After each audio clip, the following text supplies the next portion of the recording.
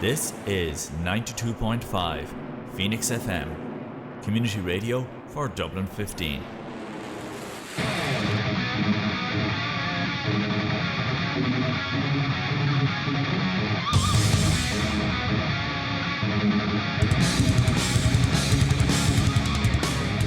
Alright guys, it is Tuesday here on Phoenix 92.5 FM. Welcome to Wrestleview. Again, long-term fans of the show here might be wondering what happened to the Wrestleview International Desk. Well, look, that show is now defunct. It's on indefinite hiatus.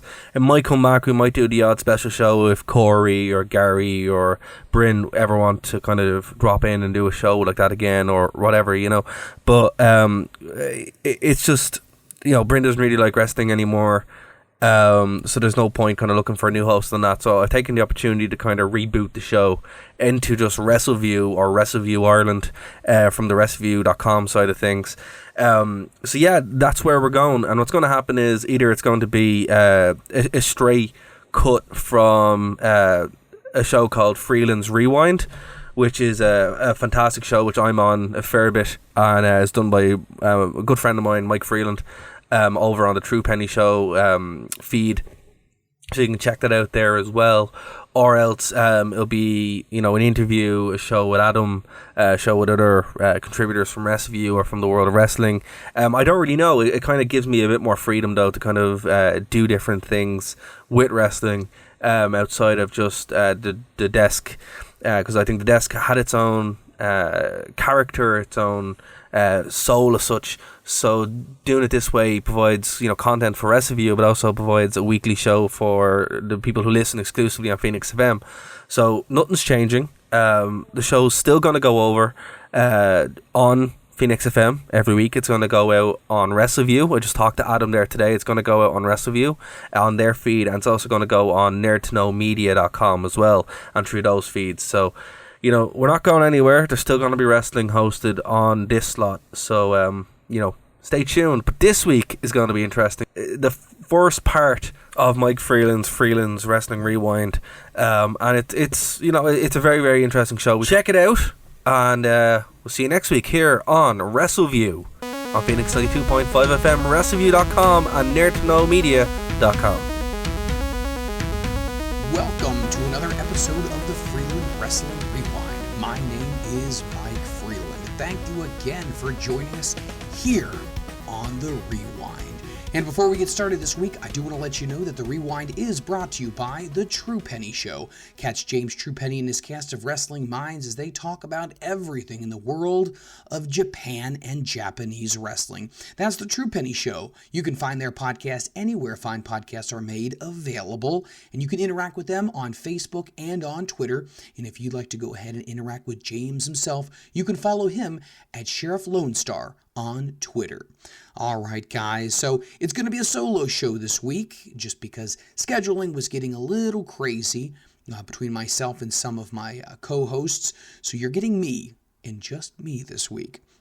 And something else that I want to make sure that we plug, guys, if you have not checked out Power Slam TV, I definitely recommend you guys do it. You can follow them over on Twitter at Power Slam TV. Now, you're probably asking yourself, Mike, what's Power Slam TV? Well, it's the Power Slam Wrestling Network. It's the largest pro wrestling channel with over 4,800 hours and over 120 promotions all over the web, and you can get them on your mobile device. You can go ahead and go to their Twitter, and you can click for a free trial. Now, speaking of free trial, you can go ahead and get yourself a free month when you use promo code MulletWatch. Once again, go ahead and use promo code MULLET, MULLET, WATCH, and get your free month. I think that's a phenomenal opportunity to see a lot of different promotions you might not get a normal opportunity to see depending on where you live in the world. Also, we want to let you know that Telling Stories is also a huge show right now that's going on with the True Penny Network. Definitely check out James Truepenny and his second show where he tells all different kinds of stories about professional wrestling. Guys, I'm telling you right now, it is an unbelievable podcast. Make sure that you tune in and listen to it. This week, he's going to look at gimmick matches in the Rough Guide to Violence. Once again, that's Telling Stories with your host, James Truepenny. All right, so getting into my first topic, we're talking about everything post-WrestleMania. And what you know about WrestleMania is it's the culmination of everything. And then after WrestleMania, it starts the big process leading up to the next WrestleMania. Well, after WrestleMania, you'll always have the superstar shakeup. Different superstars are going to be changing different brands. Some people from Raw are going to SmackDown. Some people from SmackDown are going to Raw. What's going to happen? We did find out that Finn Balor and we did find out that Roman Reigns are going to be going to SmackDown. We found out some other guys are going to be coming to Monday Night Raw, such as The Miz. That's a big deal. He is going to be going to Raw. So it's going to get exciting. We're going to see what's going to happen here. We're going to get some more NXT call-ups.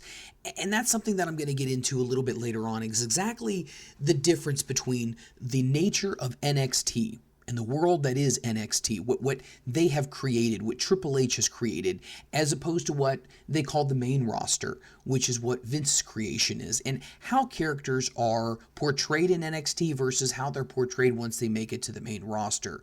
We're also going to be talking about some wrestlers that have decided that, you know what, it's time to part ways with WWE, and some wrestlers who may still be on the fence as far as their WWE future goes. So let's kind of jump right into it right now. Like I said before, you got some guys that are jumping between the brands, which is exciting. Definitely, if you're going to be wanting to continue watching WWE product, you're going to get a little bit different flavor as we go along the next several months. I'm sure the storylines are going to be picking up as well, hopefully.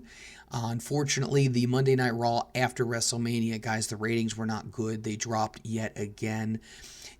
My opinion with this, I really do hope that the storylines get more intriguing, and I do hope they turn up the attitude a little bit more, and they kind of get a little less PG, because at the end of the day, I understand that they're trying to market their product towards kids. If you market it towards kids, obviously kids are going to grow up with it, they're going to be more loyal to it, they're going to buy the products, they're the ones that are dragging their parents to the department stores to buy the shirts, and the action figures, and the hats, etc., etc. But it doesn't do a whole lot for your demographic of your 18 to 35-year-olds, which I'm actually sad to say I'm outside of the demographic at that point because I just recently turned 38, but it doesn't do a whole lot for us. Now, here's the question. Is it really supposed to do anything for us? That's the big thing. A lot of people watch WrestleMania. A lot of people watch Raw and SmackDown, and they say, man, I'm really, really disappointed with it. I'm not interested in the product anymore. Is the product really designed for you to enjoy? Some people will say it's not anymore. Some people will say, well, I really hope that it gets back to being a little bit more edgy. What's going to happen? We know that Vince has brought back Bruce Pritchard. What's going to happen with that? A lot of speculation has been floating around whether Bruce's role within the company is going to be just another side hand man for Vince to work with when it comes to creative, or is Bruce going to be the head dude? We don't know. Time will tell. But I think it was really interesting here because there have been some superstars that have decided that WWE might not necessarily be exactly for them. And Alexander Wolf very well may be leaving WWE. Now, in a statement on Twitter, he said, the German superstar, discussed his information as far as the faction of Sanity is concerned in his friendship that he has with Eric Young and Killian Dane and Nikki Cross. Now, Alexander Wolf went on to say, I want to thank the SmackDown locker room. I want to thank the fans. I would love to thank everybody. It has been amazing. Goodbye, WWE.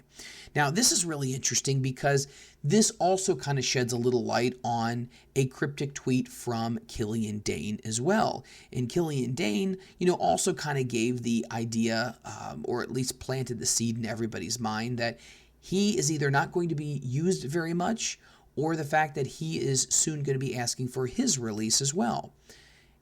Let me just kind of pause everything right here. Sanity was a big deal in NXT. They were over. They had some phenomenal matches. They get brought up to the main roster. What happens? Nothing. And I don't mean that in a derogatory way because as if they didn't do anything. I think they gave their whole heart. I just feel like whoever is in charge of creative as far as the main roster is concerned on SmackDown and Raw, I don't feel like it's going really well. We just found out that at the Hall of Fame weekend, that the Road Dogg had stepped down from being head of creative. on the writing team for SmackDown, and he's going to be obviously relocated in another position. And then another writer on the writing team has gone ahead and officially said goodbye as well. So that kind of makes me wonder, if you're supposed to be in charge of the writing team, yet you have to report to Vince McMahon, how much of what you really have created actually ends up making it out to the ring, and how much of it gets filtered through the eyes of Vince McMahon, who I think I'm not the only one who believes this, but I honestly think that the business has passed him up. What Triple H is doing is the way the business should be run. And I have absolutely no doubt in my mind that when Triple H takes over the reins, and he will be the heir apparent to Vince McMahon, won't be Shane. Definitely he's not going to be 100% Stephanie. Although, because she's married to him, she'll be involved. I definitely think Triple H is going to do a great job. He has shown that he has the mind for this business. And I feel like that's a phrase that gets thrown around so often. Oh, this person has a great mind for the business. This person has exactly what the fans are looking for. They know how to put butts in seats. But very few times does that ever really work out. Look what happened with Vince Russo.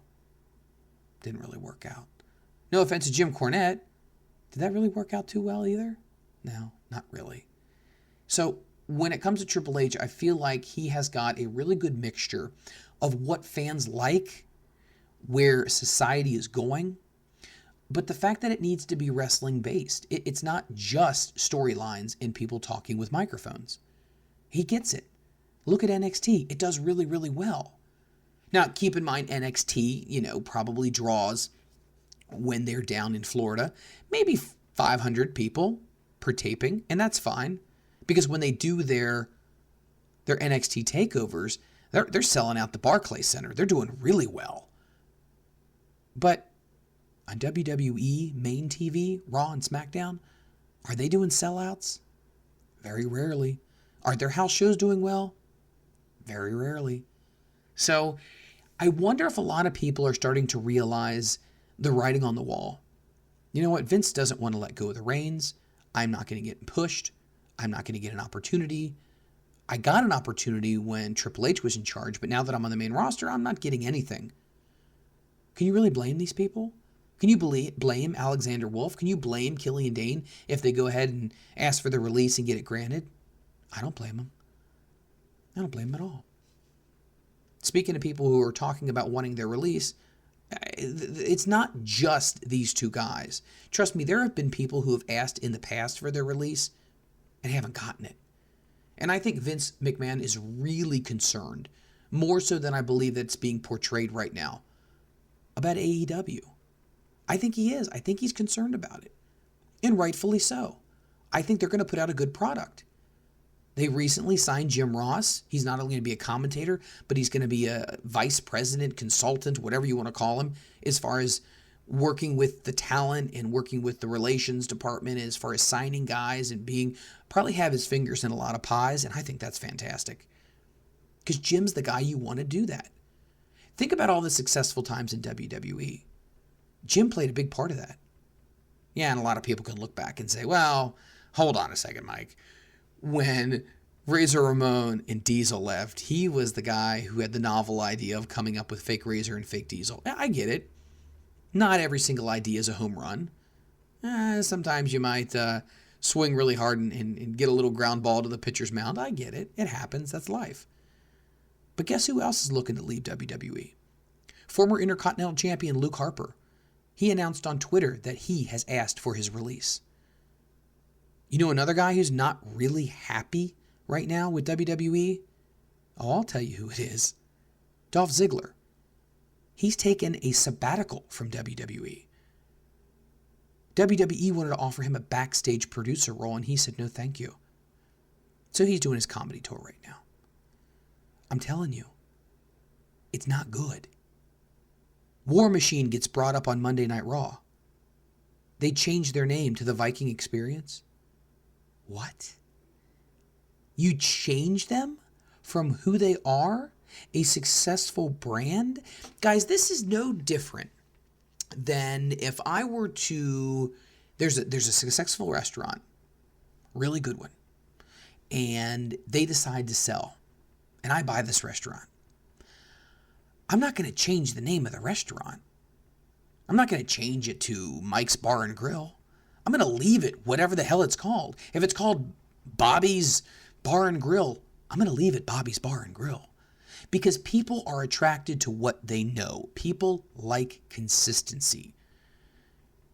Changing their name was not a good idea. Now, I read a lot of articles that said, well, you have to understand, they had to change the name because the word war wasn't exactly PC. Advertisers might not want to be associated with something that's labeled war. So the Viking Experience. Okay, whatever. This is sad. This makes no sense to me whatsoever. Because if WWE is a successful product, then people are going to be sponsoring it regardless of what you call the people, anything less than something obscene and vulgar. I mean, how is that bad? You know, we called a guy Pimp Daddy one time, the Godfather. Pimp and hose? Hello? Prostitution? They still had sponsors. Just saying. Think about that one. But there's a lot of different things, guys, that are happening in the WWE that people just don't like. You know, people don't like the road schedule. And that's been a big thing that people don't like. And AEW is talking about maybe having a season. And then maybe giving some guys some time off. Maybe let them do some independent shows. Maybe let them heal up. Maybe let them just have time off. Maybe handle it like it's a baseball season or a football season or a soccer season. Those are some ideas that have been floated around, and I don't blame them. This 24/7, 365 thing, not everyone wants to digest that every single week. And remember, you know the old phrase, less is more? Oh, that is so true. 3 hours on Monday. I believe SmackDown's going to be 3 hours when it moves to Fox. I don't think it's a good thing. I don't think that's a good thing. And speaking of things that aren't good things, you know, Ronda Rousey. She signed a big contract with WWE, so we know she's going to be part of the WWE family. But where does the Ronda Rousey character go from here? You know, we heard a lot of speculation about, well, Ronda's going to be taking off some time. Ronda wants to have a family. Ronda wants to heal up. We found out that Ronda got injured. Ronda had surgery, etc., etc. I get that. She broke her hand, broke her wrist, arm, whatever the hell it was. She got injured. But if she takes some time off, is WWE, is it going to be wanting Ronda Rousey? I don't know. You know, and that's a question that I've asked a lot of people. Was Ronda Rousey really what was interesting about the women's division? Or was it the fact that the women's division was just really good even without Ronda Rousey? And I think it's the latter of the two. Did Ronda kind of make things interesting? Yeah, she did. Was she the be-all, end-all? Absolutely not. I think that Ronda just happened to be there during the perfect storm, which was the evolution, if you will. The coming out party of one Becky Lynch. Becky Lynch is the real deal now, folks. She's here. She ain't going anywhere. She's not going off to make movies. She's not going off to have babies. Not to say anything's wrong with either one of those, because it's not. This is your life. These are your choices. You can do what you want. But I think Becky Lynch is here for the long haul, and I think she's going to do a lot of good. I really, really do. And I think Charlotte Flair is amazing. I've always been a big Charlotte Flair fan. I think she's going to do fantastic. And I hope and I pray, oh gosh, I hope and I pray that this doesn't get screwed up. Is that when they bring the women from NXT up, they allow them to still be who they were in NXT on the main roster. Shayna Baszler is my favorite female wrestler. Like I said, I got love for all the girls in WWE because I believe they're great performers. But I think Shayna Baszler is going to be amazing. I think when they reform the Four Horsewomen on the main roster, I think that's going to be awesome. You know, the women already main evented WrestleMania 35. This is just the beginning, you guys. All women's pay-per-view, another one, it's going to happen. Be ready for it. Another women match highlighting WrestleMania, it's going to happen. It's just a matter of time. Women are getting their just due, and I am so happy for that. But I don't know. WWE is very weird, and it's very hard, and it's very bipolar to understand, because one minute it seems like, oh man, they're hitting on all cylinders, and then the next minute it seems like they don't really know what they're doing. One minute they got this great talent pool that's in NXT, just bring these guys up, and then they make it to the main roster and nothing happens with them. And you could say that about a lot of guys. I don't really feel like they gave Bobby Roode his just due. And people are going to complain and say, wait a minute, he was a tag team champion. Bobby Roode's been champion before, blah, blah, blah. That's fine, but he's not really gotten that sustained, consistent push. And that's that 50-50 booking WWE does. 50% of the time, they're going to light a fire under your rear end and you are going to be shot to the moon. And the rest of the time, you're going to be a mid-card guy. That's just the way it is. I just don't understand. I feel like WWE in a lot of ways has an identity crisis. And I've said this before to Darragh O'Connor. I've said it to Tony Cottom. I've said this a lot of times. I feel like they have an identity crisis. They don't know exactly what they are and what they want to do. They don't have a defined direction, because I feel like Triple H has a defined direction, what he wants to do with the talent, and then Vince has his version of what he wants to do with the main roster. And they don't merge. They don't line up with each other. It doesn't work that way. So you got two guys who have their own vision of what wrestling should be like, and they don't match up. I was watching WrestleMania again. I went ahead and I watched it for a second time, and I don't know how you guys feel about WrestleMania, but I was looking back at some of that. That pay-per-view could have been 3 hours. They didn't need to have all of those matches. Why would they have some of the matches out there that just made no sense at all? And I said this before, I might have even said this last week. I don't agree with when it's your last match, you should be looking up at the lights. I don't agree with that. I think that's ridiculous. There's no logic that's used with that. And then you're going to have people argue and say, well, wait a minute, Mike. When you are going out, you need to be giving the new guy the rub. You need to be putting him over. You're on your way out. Winning doesn't matter to you because you're done. But you need to leave the guy who's going to stay with an indelible impression with the audience that, you know what? He just got the seal of approval. Has Baron Corbin ever gotten the seal of approval from the WWE universe? Never. Now, do I think Baron Corbin is talented? Absolutely, I do. Do I think he's good on the microphone? Do I think he's got a good gimmick? Do I think he's got a good look? No. Not at all. Kurt Angle lost his final match to Baron Corbin, which I'm sure Kurt doesn't mind, because Kurt doesn't mind doing the job for people. But what are you going to do with Baron Corbin? Okay, he beat Kurt Angle. Okay, what's next? You going to have him go fight for the Universal Championship? Is that what you're going to do? Whatever. And people even got mad at our last episode when Darragh and I talked about how we did not necessarily believe Kofi Kingston was the rightful heir apparent to the championship. And I had some people say and make comments that, well, you want him to be on steroids? Does he have to be a 300-pound, muscle-bound guy to be champion? This is a different day and age. No, I'm not saying that. But when Kofi Kingston, for the majority of his career, has been buried as a mid-card guy and has been nothing more than that, then all of a sudden you decide, well, we're going to go ahead and push this guy. What? He's part of a gimmick that throws out pancakes in the audience. And I get it. Kids like that. It's funny. It's ha-ha. It's the modern-day bushwhackers. But you can put the belt on him? That's a leap of faith, my friend. I don't think I necessarily would have went that far. But, just my opinion. I don't know why they're doing what they're doing. I think it would have been smart to keep the belt on AJ. And if you're not going to put the belt on AJ, then it would have been smart to put the belt on Samoa Joe. Why has the belt not been on Samoa Joe? That's a better question. Samoa Joe is so ridiculously good. And he's holding the U.S. strap. A lot of people are going to say, well, he's a title holder. He should be happy for that. Samoa Joe has been in this business for a very long time. He has paid his dues. He has made his mark. He's had some of the most phenomenal matches, no pun intended, with AJ Styles and with a lot of other, Christopher Daniels, Kazarian, the before-mentioned Kurt Angle, Sting. Great matches.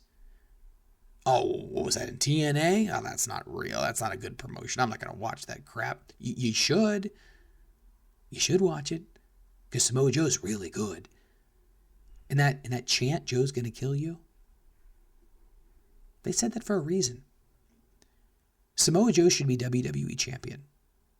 And it's a crying shame that he's not. And it's even more crying shame that Kofi Kingston is. Oh, but Mike, hold on. Kofi Kingston and the New Day, they're over. They're exciting. Are they? Are they really what the audience wants? Yeah, did you see the audience at WrestleMania? They were excited. No, they were excited for somebody other than Daniel Bryan. Because people really don't get into Daniel Bryan. And this new heel turn, some people like it. I think Tony Khan likes it. I don't like it. I'm not that impressed with it. It doesn't do a whole lot for me. It doesn't scream WWE champion. Whatever. Just my opinion. So, I want to talk about the WWE Hall of Fame as well. What's going on with that? Am I the only one who thinks the WWE Hall of Fame? And guys, I understand. It's not like Major League Baseball. It's not like Cooperstown. It's not like the Pro Football Hall of Fame. I get it. It's just another show. It's a paid show. That's all it is. Doesn't mean anything. But I feel like they're putting everybody and their brother in the Hall of Fame nowadays. And I think the go-to thing that everybody likes to use is, well, they put Coco Beware in. Since they put Coco Beware in, they're going to put anybody in. I mean, do I think Coco Beware was a good choice? No. Am I going to crap on Coco Beware? No, I'm not going to crap on him. He had a good career. He worked many, many different territories. He was over. He was athletic. He was very innovative for that time in wrestling. He had a great body. He had a really entertaining gimmick. But I mean, you keep putting people in, you're going to start running out of people to put in. And I'm not saying anything's wrong with Brutus the Barber Beefcake. I'm not saying that at all. But really? When you think of WWE Hall of Famers, do you think of Brutus Beefcake? I understand that Owen Hart's wife won't let Owen be in the Hall of Fame. I get that. I don't have any ill will towards her for that reason. She has her feelings. She's entitled to her feelings. That was her husband. So be it. What about Vader? Why is Vader not in? Why is King Kong Bundy not in? I don't understand. What's the rationale here? Whatever. So be it. They're putting every single guy from the 80s and early 90s in right now. And they're putting so many people in that you almost wonder they're going to run out of decent people to put in. Let me ask you this question. You can at me. Do you think the WWE should take a sabbatical from the Hall of Fame for a few years? Maybe let the interest in the Hall of Fame build up a little bit more? You can at me, at Mike Freeland on Twitter. Let me know what your thoughts. WWE Hall of Fame, oversaturated? Or no, keep putting them in. Whatever. We like to see that. I don't get it. I don't get it. Oh my gosh. Football. Football, football, football. We love football in America. We love it. They call football in Europe soccer. Or maybe we call it soccer and they call it football. I don't know. Whatever. But we saw the Alliance. Was the Alliance of American Football? Has closed. It's now done. And now the last thing that we can wait for is the XFL. I want to know from you guys. Are you guys excited about the XFL coming back? It's been a long time. What, 18, almost 19 years since the XFL went under? It's interesting. I don't know. The XFL continues to come out with new and flashy news. And the most recent one was former offensive coordinator for the New York Giants, Kevin Gilbride, has been signed on to be the next, head coach of the New York team in the XFL. Okay. They trying to draw some correlation between the NFL and the XFL? We'll see. What's your thoughts on the XFL? Are you glad that it's coming back? Or do you think, it didn't work out the first time, it's not going to work out the second time? You know what I personally think? I think it's a waste of money. I think people are so loyal to the NFL and college football here in the United States. Not to say that they're not hungry for football when it's the off season, but they want to see good football. And let's be honest, the XFL, when it was here, I mean, take away all the stuff they did in the locker rooms and the cheerleaders and all the BS. It wasn't good football. It just wasn't. Arena football was even better than that. It just wasn't exciting. I'm not that interested in it. Do I think it's going to create a buzz? Yes. Do I think it will stick around? It'll stick around more than one season. You know why? Because Vince has sold so much stock that he has financially secured it to last at least a couple of seasons. There you go. There you go. I don't know. Not a fan of it.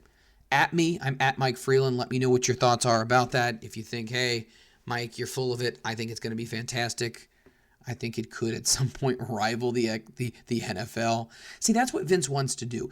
Vince wants to be the guy who, and we saw him say this in Beyond the Mat, they're going to find out what we really do. We make movies. He's opened up his own film studio that he hopes to rival Hollywood. Is it working? Well, not really. Now he wants to go ahead and potentially become an alternative to the NFL. And in the back of his mind, he's thinking, I can take over. No, you can't. You can't do it. And I know a lot of people said you couldn't do it with Ted Turner in WCW, and he did it, and you should never doubt Vince, but you are not going to go against the machine that is known as the NFL. It's just not going to work. So I say, because Vince is putting money into it, yeah, it'll last 2 seasons. It'll last longer because he's put the money in it. Do I think it will be successful? No. Do I think you're going to get sellouts? No. Do I think you'll get the occasional fan that'll tune in? Yeah. But you're not going to get more than that. And that's my opinion on that. So I talked about Ronda Rousey a little bit earlier on in the show, and she's still under contract with WWE, so she's not completely gone, but she's given a lot of hints to what her immediate future is going to be like. So the future of the former Raw Women's Champion Ronda Rousey in WWF is very uncertain at this moment, but it might have gotten just a little bit more clear recently on her Instagram account. Ronda hasn't been seen in WWE since she lost the Women's Championship in the main event of WrestleMania. Now, everyone knows she had surgery and she's rehabbing her broken hand that she suffered in that match. And I want to pause this right here and just let you know, I really liked the match, but I feel like it ended very anticlimactic. It had a very anticlimactic finish. And I think that was kind of the general theme of all the matches at WrestleMania. The endings, not so great. Anyway, back to Ronda. She went ahead and let her 12.4 million followers on her Instagram account know that she is pregnant.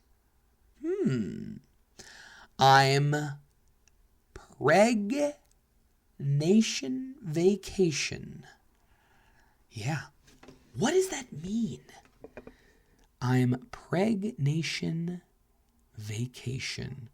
Folks, and she has a picture of her and her husband kissing. She wants to have a baby. They want to have a family. I get it. I totally understand. She's at a point in her life where she's done a lot of successful stuff. She had her run in WWE. Will she come back after she has a child? Yeah, she may. But think about this. She gets pregnant. That's 9 months right there. She has the child. She's obviously going to spend time with her child, at least the first year. I don't think we're going to see Ronda Rousey for 2 years. That's my opinion. At Mike Freeland, let me know. If Ronda Rousey does end up having a child, do you think we're going to see her in the next 2 years, or do you think it'll be at least 2 years before we see her again? Let me pose this question to you. Do you even want to see Ronda Rousey back? Do you feel like she brought enough to the WWE brand that makes her a worthwhile commodity to bring back? I don't know if she does. mean, I'm just being honest. I think it was fun. I think she was a hot commodity for a while. I think she then kind of fizzled out a little bit. I think Becky and Charlotte being involved in the match made it very, very interesting. I think she did some good things in the build-up to that match. But I don't think the WWE is going to miss a beat without her being there. I personally think Shayna Baszler is going to be a better former UFC turned wrestler than Ronda. My opinion. Do you like Shayna Baszler? Let me know what your thoughts are. At me. I'm at Mike Freeland. I'm telling you guys, at me as much as you want. Let me know what your thoughts are because I want to know what you're thinking. And that's the whole point of doing shows like this. You're trying to find out, well, what are people thinking? Do people agree with what I'm saying? Do people disagree with what I'm saying? Do they think that I'm full of baloney? What? What is it? What's the deal? Tell me. Love to know. Speaking of things that people want to know about, AEW. I'm excited about AEW, guys. I really am. There's a lot of good buzz about it right now. And the one thing that I will say about AEW more than anything else that has really given me reason to sink my teeth into buying into this product, they have the money, they have the resources, they absolutely have the talent. It's been all over social media, the people that they have signed to contracts. That's not a question. The question is, are they going to have a TV deal? They're going to have a TV deal. And who's going to be in charge of creative? Is it Mr. Khan's son that's going to be in charge of creative? Tony Khan? Is he going to be in charge? I don't know. I think he's going to have a lot to do with it. I mean, he is going ahead and ponying up a heck of a lot of money. But when AEW went ahead and signed Jim Ross, and Jim, in a recent tweet with a video, was wearing an AEW hat, I think Jim is going to be able to help a lot of young people in the offices of AEW make good, solid business decisions, how to handle talent, how to work contracts, how to keep people happy, make them want to stay. When their contract is about to come up, give them enough incentives and reasons to stay with the company. And maybe this whole speculation about maybe we're going to do wrestling as a season, as if it was a legitimate sport, maybe that'll catch on. A lot of people had crapped on that notion and they said, no, if you handle that like a sports season, people are going to walk away. You got to continuously be there. Well, what about Game of Thrones? It's a product. It's a brand. They have a season. People love it. People can't wait for it to come back. Name your favorite show. Because wrestling's a show, guys. We need to stop looking at it as if it's a sport and look at it as a season. You don't have to be 24/7, 365 in your face. Isn't it the phrase, absent makes the heart grow fonder? Maybe we should try it. Try it, and if it doesn't work, go back to the 365, 24/7. Go back to that. You can always go back to that. That's your default go back to. But maybe trying that would work. Maybe treating wrestlers like people. Maybe treating wrestlers like they're real employees. Maybe stop calling them independent contractors. Maybe giving them insurance. Oh man, this is crazy talk. But AEW understands. It's 2019. They know they're not going to go up against WWE and try to slay the beast. But WWE is not going to be a company that you can go ahead and take your sword and chop them down with one fell swoop. No, it's going to be death by a million paper cuts. Because that's what AEW is going to do. Paper cut. Tick. Tick. Tick. And soon all those little ticks are going to add up. I'm not saying WWE is going out of business, and I'm not saying that AEW is going to go ahead and rival them and then take over, but they have a chance. They have a huge chance. But see, here's the other thing. What's so great about wrestling right now, it's not just WWE and TNA/Impact Wrestling. MLW is doing some amazing stuff. I love what MLW is doing. I love what Ring of Honor is doing. They're doing amazing stuff. So I think right now you have more competition for the WWE than they have ever had, arguably in the last 30 years, maybe even longer. You have extremely talented players in the game now, a lot more than what you had 20 to 30 years ago. And you have different minds. You have people who look at what the product was and they say, okay, well, this was great, but maybe we could have tweaked it this way, or maybe we could have gone a little bit differently with this direction. That's what's going to happen. They're going to look at every single mistake that WCW made, and they're going to capitalize on it. They're going to look at every single mistake Impact Wrestling has made, and they're going to capitalize on it. They're smart. They're really, really smart, and I think they're doing the right thing. And you know, speaking of doing the right thing, there is a guy who I got a tremendous amount of respect for.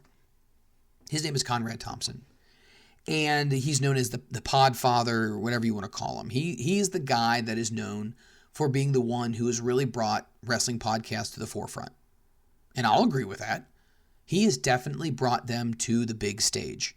Something to Wrestle with Bruce Pritchard, 83 Weeks with Eric Bischoff, What Happened When with Tony Schiavone, and now he's doing another podcast, another one with Jim Ross.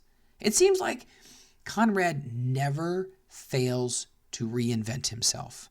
He always finds ways to stay fresh, always finds ways to stay relevant and cutting edge and entertaining. I tip my hat to him. He's doing a great job.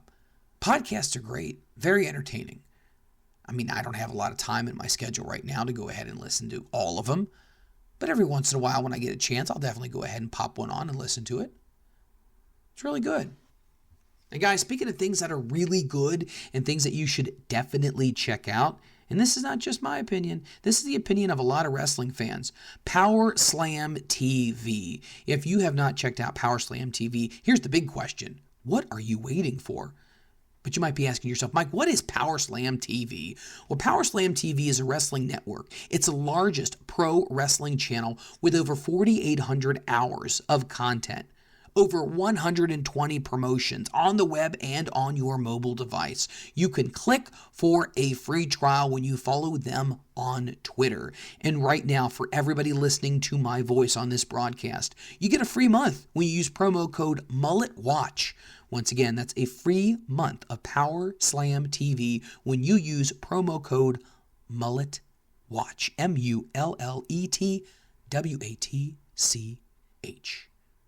Mullet Watch. I think that's pretty cool. I like High Spots as well. High Spots has done really, really great stuff. I love watching other promotions that I don't normally get a chance to see. And I think with this day and age, if you're a wrestling fan, you should not just be, well, I just watch Impact, or I just watch Ring of Honor, or I just watch New Japan. You should watch as much wrestling as you can. And you should watch different promotions as well. Just because they're not a mainstream, or just because they're not on a major network, or maybe because they don't have big name stars, doesn't mean they're not good wrestling. There's a lot of guys out there right now that are doing well, that aren't named AJ Styles, that aren't named Kenny Omega, that aren't named Roman Reigns or John Cena or Kofi Kingston. Sorry, didn't mean to not have a whole lot of energy with that last one. But the point is, consuming as much wrestling as you can is always a good thing because you're opening yourself up to experiencing new things. And we all know experiencing new things is a good thing. It's true. It's damn true. Well, I'd like to know what your thoughts are. So I'm just going to throw out just a random question here. What are your thoughts on the state of wrestling right now? Are you happy with it? Do you like the direction it's going in? Do you not like the direction it's going in? What promotion do you watch the most? Are you a Ring of Honor person? Are you a New Japan person? What are you? Are you a WWE loyalist and you say, you know what, no matter what happens, I am never leaving WWE? If that's the case, well, I feel sorry for you because there's so much else that's out there, but you know what, to each their own. My own opinion. Guys, that is my sentiments. That's my feelings on this week's episode. Once again, if you have any questions, comments, concerns, by all means, let me know. At me, I am at Mike Freeland. I love to engage with listeners on social media. Very, very excited to hear what your thoughts are on the world of wrestling. Once again, at Mike Freeland on social media. And by the way, let's keep everything above water here. There's no reason that we need to say anything negative or be nasty. Let's just all get along. Let's just all get along.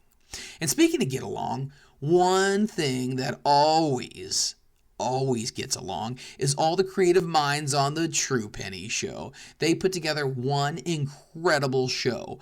Check out James Truepenny and his cast of wrestling minds as they go ahead and talk about all things in Japan when it comes to wrestling. The True Penny Show. You can find them anywhere fine podcasts are made available to you, and you can engage with them on both Facebook and Twitter at The True Penny Show.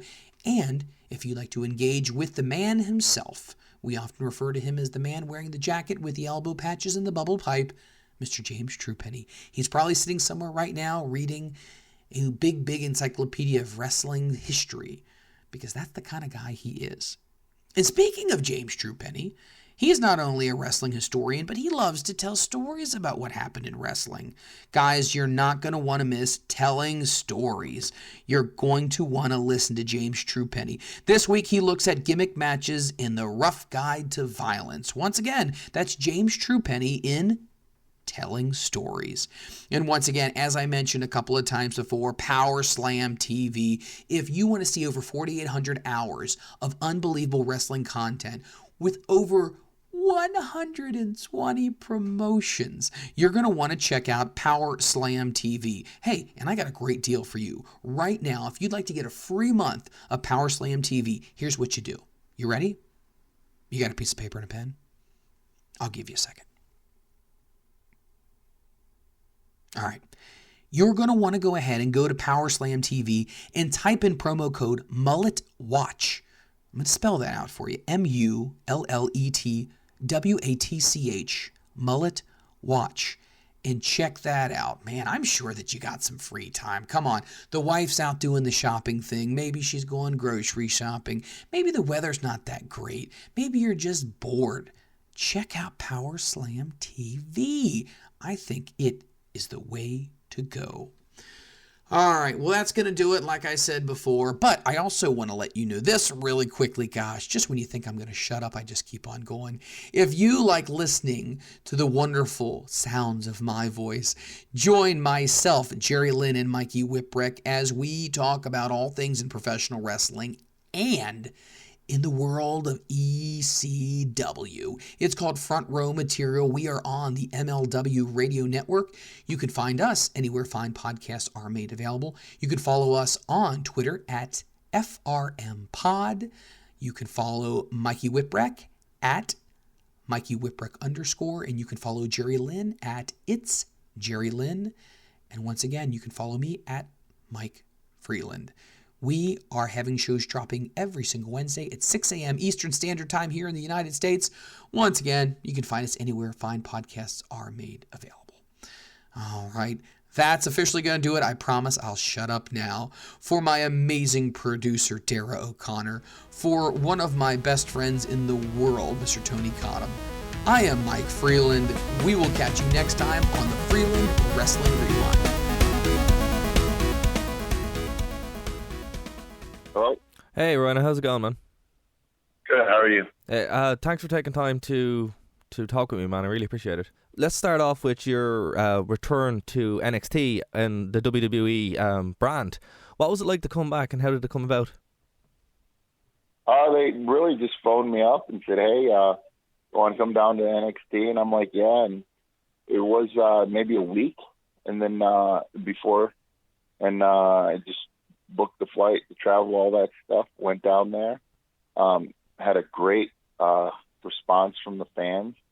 And social media was a buzz about, about my return and stuff like that. It was very exciting. I got a holy shit chant from the crowd just from coming to the ring. So it was pretty impactful, personally.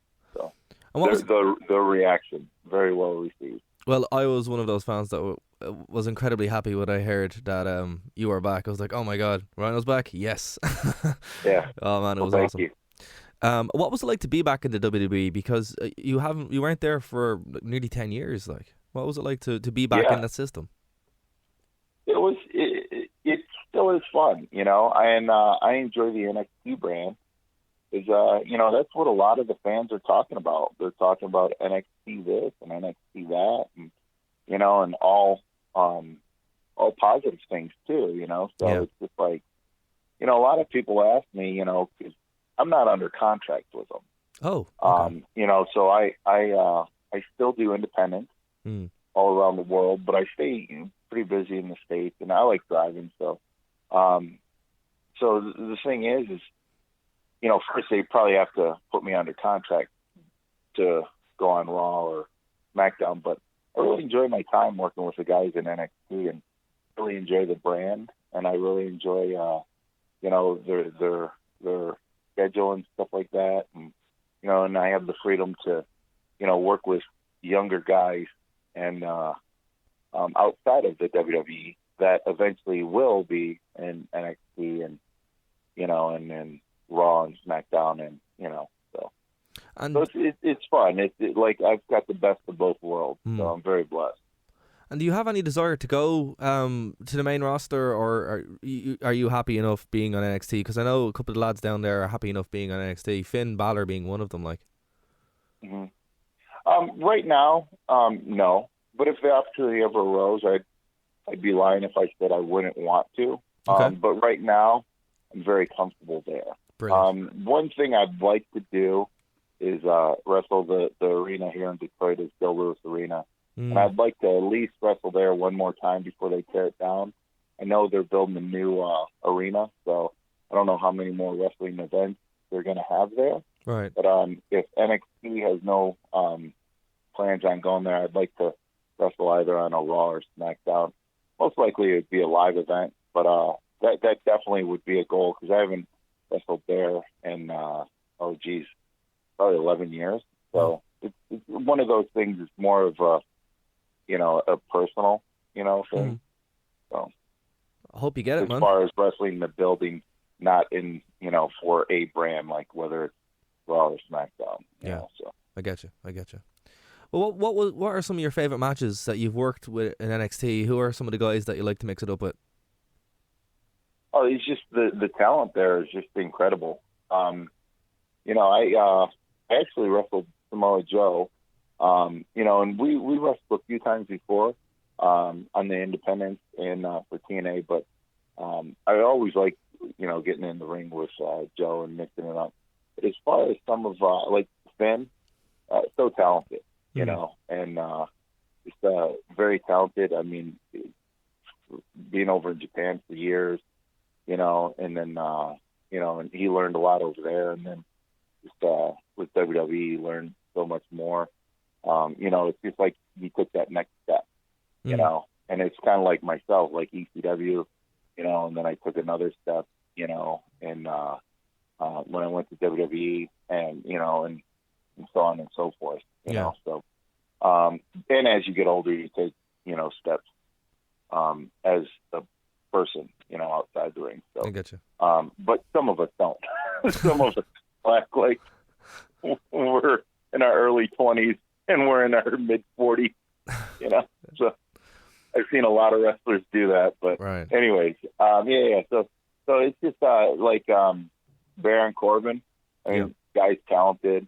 The tag team divisions, I really enjoy watching that. The women's division is just, on fire. I mean, they're amazing. I mean, they've raised the bar, and taking nothing away from the female wrestlers on Raw or SmackDown, they don't get a lot of time, Yeah. So, and but what happened is, the female talent in NXT has definitely raised the bar. So on Raw and SmackDown, the female talent I'm thinking that more of a opportunity to shine, more so than what they have had. I hope so. So I think they've just set the bar really high, and look for the main events on big shows from female talent. So I hope so. anyway. I'm a big fan of female wrestling, so Yeah, I'm totally I'll there with tell you. you, I would love to wrestle Charlotte. She's very good. And She's she very tries good. to spear me, I'll gore her. or it might be the other way around. I'll gore her, she'll kick out, nip up, and then spear me. And then it'll be 1, 2, 3. The crowd will go wild for that, man. I can tell you that much. Oh yeah, she slapped me in the figure 4. But I've been training the legs pretty hard lately, so All right. might have to slap it on extra tight and grab the rope. Only when the ref's not looking. So. But no, she's very talented. Bailey, is so talented. And, Becky, she's very talented. Yeah. So.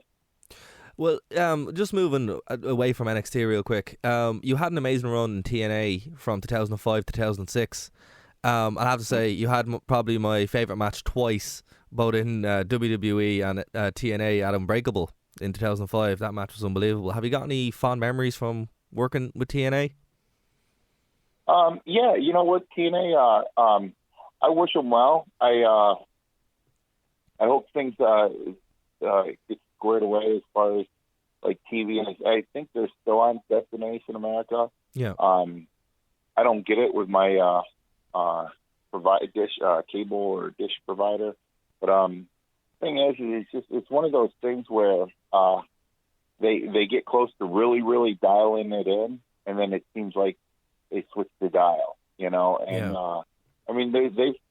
let's face it, they've had a lot of great talent and a lot of great memory, and they've created a lot of great memories, from guys like Abyss to Samoa Joe to Kurt Angle. Obviously Kurt made his name in WWE, but it's just like guys like Kevin Nash, even Hulk Hogan was there for a little bit. Sting was there for several years. There's just a lot of guys. AJ Styles they created. So it's just and I mean that's part of my my history as far as being in this business, and and I really enjoyed working with some of those guys from AJ Styles to Abyss, and it was Booker T. I worked there, and probably one of my top 5 matches was with Booker over in London. All right, man. Cheers. Thank you so much for your time. I really appreciate it, and it was my pleasure to talk with you. Thank you. Take care, man. Take care. Bye-bye. Yeah, bye. Okay, guys, that's going to do it for this edition of Wrestleview here on Phoenix 92.5 FM, Wrestleview.com, and nerdtoknowmedia.com here on Wrestleview.